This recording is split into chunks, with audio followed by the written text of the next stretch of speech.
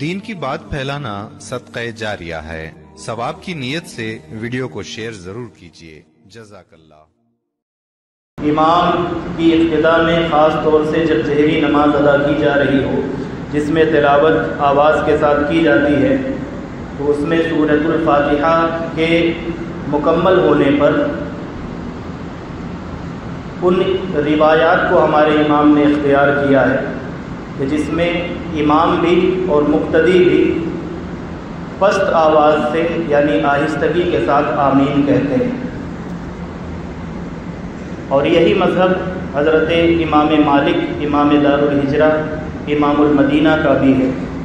اس کے برخلاف امام شافعی کا اور امام احمد بن حنبل کا اجتہاد یہ ہے یا ان کی دلیل یہ ہے کہ بلند آواز سے کہنا چاہیے، جیسا کہ بعض جگہوں پر جہاں امام شافعی یا امام احمد بن حنبل کی تقلید کرنے والے ہوتے ہیں تو وہ اس پر عمل کرتے ہیں۔ بنیادی طور پر اب یہاں سے بات کو سمجھیں کہ آمین کہنا نماز کے اندر یہ سنت ہے، سب کے نزدیک اختلاف ہے بلند آواز سے کہنا ہے یا دھیمی آواز سے کہنا ہے۔ تو سنت سب کے نزدیک ہے، اور جب اسے بلند آواز یا پست آواز سے کہنے کے میں اختلاف ہے تو صرف وہ اولا اور غیر اولا کا اختلاف ہے، یعنی کہ ہمارے نزدیک زیادہ بہتر یہ ہے کہ دھیمی آواز سے پست آواز سے آمین کہا جائے۔ امام شافعی اور امام احمد بن حنبل کے نزدیک زیادہ بہتر یہ ہے کہ بلند آواز سے آمین کہا جائے۔ اور یہ باتیں میں اس لیے کر رہا ہوں کیونکہ ایک ہوتا ہے کہ عمل کی غرض سے اور کسی حدیث پر اپنا عمل کرنے کی غرض سے اگر کوئی یہ عمل کرے تو پھر اس پر کسی طرح کی کھینچ اور تان کی ضرورت نہیں ہوتی ہے، لیکن جب اختلاف کو ہوا دینے کے لیے، انتشار پھیلانے کے لیے اور لوگوں میں اپنے علم کی دھونس جمانے کے لیے اگر کوئی ایسا کرتا ہے تو ہماری ذمہ داری ہے کہ ہم اپنے جو دلائل ہیں وہ آپ کے سامنے پیش کر دیں۔ اب دیکھیں ایک حدیث پاک جس میں امام کے پیچھے جو لوگ مقتدی ہیں ان کو آمین کہنے کی حضور پاک علیہ الصلوۃ والسلام ترغیب ارشاد فرما رہے ہیں۔ صحیح بخاری کتاب الدعوات دعاؤں کا بیان ہے اور باب التامین آمین کہنے کا بیان ہے، اور 6402 نمبر حضرت سیدنا ابو ہریرہ رضی اللہ تعالی عنہ اس حدیث پاک کے راوی ہیں۔ جہری نمازوں میں آمین کس طرح سے کہی جائے گی اس کا بیان ہے۔ تو حضور سید عالم صلی اللہ تعالی علیہ وسلم نے ارشاد فرمایا اذا امن القاری فامنوا، جب امام آمین کہے تو تم بھی آمین کہو۔ فإن الملائکۃ تؤمن فمن وافق تأمینہ تأمین الملائکہ، اس لیے کہ جب تم سب یعنی مقتدیوں کی بات کی جا رہی ہے کہ جب آپ آمین کہیں گے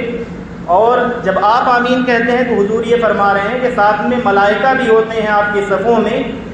فرشتے بھی ہوتے ہیں، وہ بھی آمین کہتے ہیں۔ تو جب آپ آمین کہیں گے آپ کی آمین فرشتوں کی آمین سے مل جائے گی، موافق ہو جائے گی، دونوں آمین ایک ساتھ ہو جائے گی۔ تو حضور پاک علیہ الصلوۃ والسلام فرماتے ہیں غفر لہ ما تقدم من ذنبہ، جس کی آمین کے ساتھ فرشتوں کی آمین شامل ہو جائے گی، مل جائے گی، اللہ تعالیٰ اس کے تمام پچھلے گناہوں کو معاف فرما دے گا۔ تو حضور پاک علیہ الصلوۃ والسلام نے دیکھیں یہاں آمین کہنے کی ترغیب دلائی ہے، اور ہمارے لیے آمین کا سگنل ہے امام کا ولضالین کہہ کر کے مکمل کر دینا، پھر امام بھی کہتا ہے مقتدی بھی کہتے ہیں۔ اب اس حدیث پاک میں آپ نے یہ دیکھا ہوگا، یہ ملاحظہ کیا کہ بلند آواز سے یا پست آواز سے آمین کہنے کی بات نہیں کی جا رہی ہے، صرف آمین کہنے کی بات کی جا رہی ہے۔ اور یہ الگ بات ہے کہ جس طرح سے آمین بالجہر یعنی بلند آواز سے آمین کہنے کی احادیث موجود ہیں، اسی طرح سے پست آواز کے ساتھ آمین کہنے کی بھی احادیث موجود ہیں۔ میں انشاءاللہ تعالیٰ ان کی جانب آتا ہوں، اس سے پہلے صحیح بخاری کی 796 نمبر ایک اور روایت دیکھ لیں۔ جن لوگوں کو یہ جھگڑا ہوتا ہے اور جو یہ فساد کرنا چاہتے ہیں اور مسجدوں میں وہ نماز پڑھنے سے زیادہ انتشار پھیلانے کے لیے اور بین المسلمین جھگڑا ڈالنے کے لیے جاتے ہیں، انہیں یہ سمجھنا چاہیے، یہ بھی حضرت ابو ہریرہ کی روایت ہے۔ اب اس روایت پر بھی عمل کریں آپ۔ حضور پاک علیہ الصلوۃ والسلام نے ارشاد فرمایا، جس طرح سے آمین کہنے کی حضور نے ترغیب دلائی، اسی طرح سے حضور پاک علیہ الصلوۃ والسلام فرماتے ہیں اذا قال الامام سمع اللہ لمن حمدہ، جب امام نماز کے اندر سمیع اللہ لمن حمیدہ کہے تو مقتدیوں سے کہا جا رہا ہے فقولوا، تو مقتدیوں کو یہ چاہیے کہ وہ یہ کہیں اللہم ربنا لک الحمد۔ اب ربنا لک الحمد کہنے کے بھی الفاظ ہیں، ربنا ولک الحمد کہنے کے بھی الفاظ ہیں، اس حدیث پاک میں اللہم ربنا لک الحمد کے الفاظ ہیں۔ تینوں جو کلمات ہیں ان میں سے کوئی بھی اختیار کیے جا سکتے ہیں۔ اب کوئی بے وقوف اٹھ کر کے آ جائے کسی ایک حدیث پاک کے کلمے کو لے کر کے، وہ کہے نہیں یہی والا کہا جائے گا، جس طرح سے یہ جاہل کرتے ہیں۔ تو اب اس میں دیکھیں حضور کیا فرما رہے ہیں کہ جب امام سمیع اللہ لمن حمیدہ کہہ چکے تو مقتدیوں کو کیا چاہیے کہ وہ اللہم لک الحمد کہیں، اللہم ربنا لک الحمد کہیں۔ فَإِنَّهُ مَنْ وَافَقَ قَوْلُهُ قَوْلَ الْمَلَائِكَةِ غُفِرَ لَهُ مَا تَقَدَّمَ مِنْ ذَنْبِهِ۔ اسی طرح کہ آمین میں جو الفاظ حضور نے فرمائے، جس کا یہ اللہم ربنا لک الحمد کہنا فرشتوں کے ساتھ موافقت کر جائے گا، فرشتوں کے ساتھ مل جائے گا ملائکہ کے ساتھ، تو اللہ تعالیٰ اس کے گزشتہ اور پچھلے تمام گناہوں کو معاف فرما دے گا۔ تو جو لوگ آمین بالجہر کہنے کے لیے ایڑی چوٹی کا زور لگاتے ہیں، انہیں چاہیے کہ اس حدیث پاک کی بنیاد پر اللہم ربنا لک الحمد کہنے پر بھی زور دینا چاہیے، اور ان کی مسجدوں میں کہیں اللہم ربنا لک الحمد کی صدائیں نہیں سنائی دیتی۔ صرف لڑائی کرنے کے لیے، فتنہ اور فساد پھیلانے کے لیے اور مسلمانوں میں انتشار پیدا کرنے کے لیے آمین کا ایک سہارا لیا ہوا ہے۔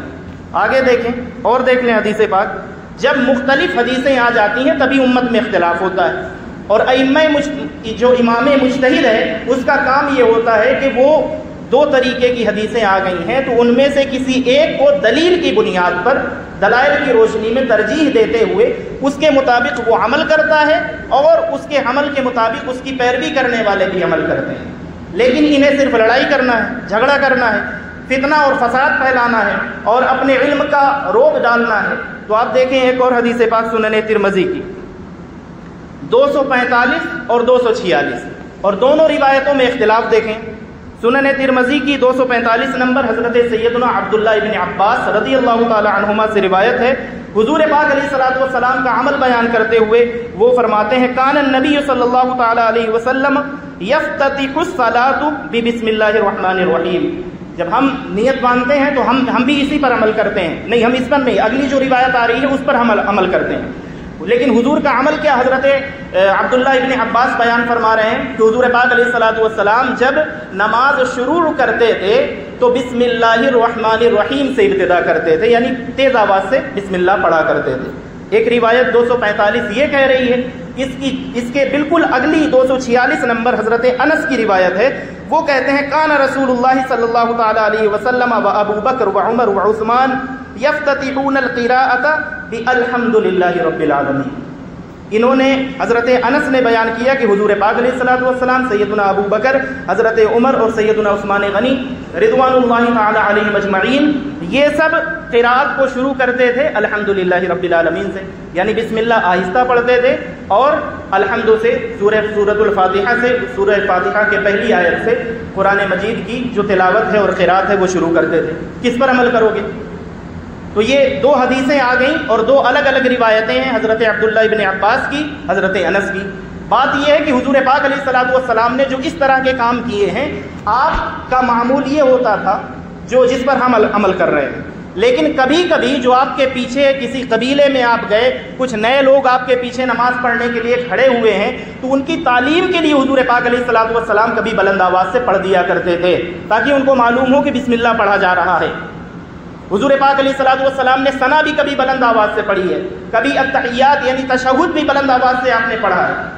وجہ کیا ہے؟ جب آپ پڑھتے تھے، جب نئے لوگ یا کسی نئے قبیلے میں جاتے تھے یا کچھ لوگ آتے تھے، کوئی وفد ملنے کے لیے آیا، حضور پاک علیہ الصلوۃ والسلام انہیں یہ تعلیم دینے کے لیے، تاکہ وہ یہ نہ سمجھے کہ حضور پاک علیہ الصلوۃ والسلام التحیات کی حالت میں خاموش ہیں یا ثنا پڑھنے کی حالت میں خاموش ہیں، تو آپ بلند آواز سے پڑھ کر کے ان کی تعلیم کے لیے آپ یہ عمل کبھی کبھی فرمایا کرتے تھے۔ اب جب معاملہ آگے بڑھا اور ائمہ مجتہدین کا اختلاف ہوا تو اپنے اپنے دلائل کی روشنی میں، چونکہ دونوں طرح کی حدیثیں موجود ہیں، تو اماموں نے، ائمہ مجتہدین نے عمل کیا، ان کے بعد میں ان کے متبعین نے اور پیروکاروں نے، ان کے مقلدین نے اس پر عمل کیا، لیکن بعد میں غیر مقلدین کی جماعت آ گئی، اور یہ عقل سے پیدل جو جماعت ہے اس کو اتنی سی بات سمجھ میں نہیں آتی، یہ مسلمانوں کو لڑانے ان کے درمیان اختلاف اور انتشار ڈالنے اور فتنہ پروری کرنے میں ان کے پاس چونکہ اور کچھ کام نہیں ہے۔ ایک روایت دیکھ لیں، امیر المومنین حضرت سیدنا فاروق اعظم سیدنا مولا علی کرم اللہ تعالی وجہہ الکریم، حضرت سیدنا عبداللہ ابن مسعود رضی اللہ تعالی عنہم، ان تمام کے بارے میں اور اکثر صحابہ اکرام کی جماعت اور بعد میں آنے والے تابعین کا یہ عمل ذکر کیا گیا ہے کہ یہ تمام کے تمام کیا کرتے تھے؟ آمین آہستگی کے ساتھ کہتے تھے، اعوذ باللہ من الشیطان الرجیم یعنی تعوذ اور تسمیہ یعنی بسم اللہ الرحمن الرحیم، ان سب کو آہستگی کے ساتھ پڑھا کرتے تھے۔ تو ہمارا عمل جو ہے ان حدیثوں پر ہے، اور تمہیں یہ حدیثیں نظر نہیں آئیں گی، چونکہ تمہیں ڈالنا ہے، اختلاف کرنا ہے، سمبت پاترا کی روح تمہارے اندر آ گئی ہے، اس لیے جو ہے تمہاری یہ حرکتیں ہیں کہ مسلمانوں کے درمیان انتشار کرو، اختلاف کرو۔ اعلانات ہیں بہت سے، میں زیادہ بات نہیں کروں گا، لیکن وارننگ کے طور پر ایک بات، اگر آپ میں سے کوئی ان کو سپورٹ کرنے والا یا وہ ذہنیت رکھنے والا اگر ایسا کوئی فرد موجود ہے، دھنپوری کے اندر جتنی اہل سنت والجماعت کی مسجدیں ہیں یہ تمہارے باپ نے نہیں بنائی ہیں، یہ سنیوں نے حنفیوں نے بنائی ہیں، تو اگر یہاں یا کسی بھی سنی مسجد میں نماز پڑھنا ہے تو امام اعظم ابو حنیفہ کا پیروکار بڑھ کر کے وہاں مسجد میں نماز پڑھنے کے لیے جاؤ۔ اگر انتشار پھیلانے، اختلاف کرنے، جھگڑا لگانے اور لڑائی اور فتنہ فساد پھیلانے، ملک کے حالات کو دیکھنے کے باوجود اگر تم مسلمانوں میں لڑائی اور فتنہ اور انتشار کے لیے جاؤ گے تو پھر تمہاری مرمت ضرور کی جائے گی۔ اگر جانا ہے نماز پڑھو اور نماز پڑھ کر کے عزت کے ساتھ اللہ کے گھر میں جاؤ اور عزت کے ساتھ اپنے گھر میں واپس چلے جاؤ۔ تو یہ چند باتیں تھیں، یہ میں نے آپ کے سامنے رکھ دی ہیں، چونکہ وقت زیادہ نہیں ہے اس لیے میں اپنی پوری بات نہیں رکھ سکا۔ بس یہ ہے مختصر میں یہ جان لیں کہ یہ اختلافی روایتیں ہیں، اور اختلافی روایتوں میں ہم اپنے امام کی تقلید کرتے ہیں، اور امام نے وہ دلیل کسی نہ کسی حدیث سے لی ہوئی ہے۔ رہی بات امام شافعی کی یا امام احمد ابن حنبل کی، ان حضرات نے دوسری حدیثوں سے دلیل لی ہے۔ دلیل سے خالی یہ بھی نہیں ہے، دلیل سے خالی وہ بھی نہیں ہے، بس بہتر یہ ہے کہ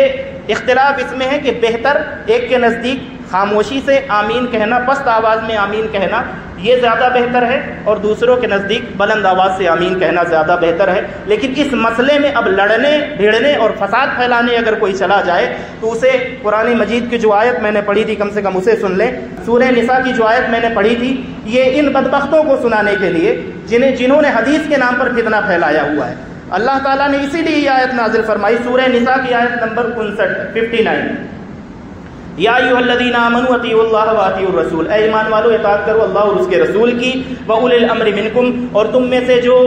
حکومت والے ہیں، جن کے پاس پاور ہے، جن کے پاس اختیار ہے، وہ اگر اللہ اور اس کے رسول کے مطابق حکم دیں تو ان کی بھی اطاعت تم پر لازم ہے۔ پھر فرمایا فَإِن تَنَازَعْتُمْ فِي شَيْءٍ، اگر تمہارا اختلاف ہو جائے کسی معاملے میں، جیسے کہ ہمارا اختلاف ہے امام شافعی کے ساتھ، امام احمد ابن حنبل کے ساتھ ہمارے امام کا اختلاف ہے، اور یہ اختلافات ہوتے رہیں گے، تو اللہ تعالیٰ نے اس کا حل بتایا، فَإِن تَنَازَعْتُمْ فِي شَيْءٍ فَرُدُّوهُ إِلَى اللَّهِ وَالرَّسُولِ، جب تمہارا اختلاف ہو جائے کسی مسئلے میں تو اس چیز کو اللہ اور اس کے رسول پر چھوڑ دو، یعنی اس کے پیچھے نہ پڑ جاؤ، لٹ نہ لے لو ایک دوسرے کے خلاف۔ فَإِن تَنَازَعْتُمْ فِي شَيْءٍ فَرُدُّوهُ إِلَى اللَّهِ وَالرَّسُولِ، اللہ اور اس کے رسول پر چھوڑ دو، یہ سمجھ کر کے میرے نزدیک یہ زیادہ بہتر ہے، میں کر رہا ہوں، اللہ تعالیٰ قبول کرنے والا ہے، دوسرا بھی یہی سوچ کر کے دوسرے کے لیے راستہ دے دے۔ پھر اللہ تعالیٰ نے فرمایا ان کنتم تؤمنون باللہ والیوم الآخر، شرط یہ ہے کہ جب آدمی راستہ دوسرے کے لیے تب چھوڑے گا جب وہ اللہ پر اور یوم آخرت پر ایمان رکھتا ہوگا۔ تو بدبختوں غور کرو کہیں تمہارا ایمان کا جنازہ تو نہیں نکلا ہوا ہے کہ اللہ پر اور اس کے یوم آخرت پر تمہارا ایمان ہے کہ نہیں، اگر ہے تو اس دن کے لیے چھوڑ دو اللہ کے نام پر اور اس کے رسول کے نام پر۔ امت کو لڑوانا، امت میں انتشار اور فتنہ پیدا کرنا، یہ کہاں قرآن نے سکھایا؟ قرآن نے تو یہ کہا ہے جب تمہارے اختلاف ہو جائے چھوڑ دو اللہ اور اس کے رسول کے نام پر۔ آگے اللہ تعالیٰ نے فرمایا وَأَحْسَنُ تَأْوِيلًا ذَلِكَ خَيْرٌ وَأَحْسَنُ تَأْوِيلًا، یہی تمہارے لیے بہتر ہے اور یہی سب سے اچھا کام، کر لو سب سے اچھا کام۔ بلیس کی مسجد بلال ہو، مدینہ جامع مسجد ہو، نوری مسجد ہو، یا مسجد غوث اعظم، 4 مسجدیں اور یہ مسجد ہو، ہمارے اطراف کی جو مسجدیں ہیں، آپ میں سے بھی یہ چیزیں واضح رہنا چاہیے کہ ہم امام اعظم ابو حنیفہ نعمان بن ثابت کی پیروی کرنے والے احناف ہیں، دلیل سے خالی بے وقوف اور جاہل نہیں ہیں، لیکن لڑائی اور جھگڑا نہیں چاہتے، تو اس لیے جیو اور جینے دو والا معاملہ کر کے رکھیں، مسجدوں میں آئیں تو عزت کے ساتھ نماز پڑھ کر کے چلے جائیں۔ اگر ہمارے امام کے خلاف یعنی امام اعظم کے خلاف اگر کوئی بکواس کی جائے گی تو اس کا بھرپور جواب آپ کو ملے گا، اور اس میں کوئی بھی کوتاہی یا کوئی بھی لچک اور نرمی ہماری جانب سے نہیں ہوگی۔ अल्लाह रब्बुल इज़्ज़त की बारगाह में ये दुआ है कि मौला करीम हम सब को, उम्मत मुस्लिमा को वक्त के हालात के और मुल्क के हालात को देखते हुए, मद्देनज़र रखते हुए हम सब को समझदारी का सबूत देते हुए इत्तेफाक और इत्तेहाद के साथ ज़िंदगी गुजारने की तौफ़ीक़ अता फ़रमाए। और जो हमारी सफ़ों में मुनाफ़िकीन छुपे हुए हैं, जो इस्लाम को और मुसलमानों को इंतशार और इख्तिलाफ का शिकार करना चाहते हैं, उन्हें नुकसान पहुँचाना चाहते हैं, अल्लाह ताला इन बदबख्तों के नुकसान से पूरी उम्मत मुस्लिमा को महफूज और मामून फरमाए। वीडियो देखने का शुक्रिया। अगर आप चैनल पर नए हैं तो सब्सक्राइब कर लें और साथ ही साथ बेल आइकन पर भी क्लिक कर दें ताकि यूट्यूब हमारी हर वीडियो का नोटिफिकेशन सबसे पहले आपको भेज दे। जज़ाकल्लाह।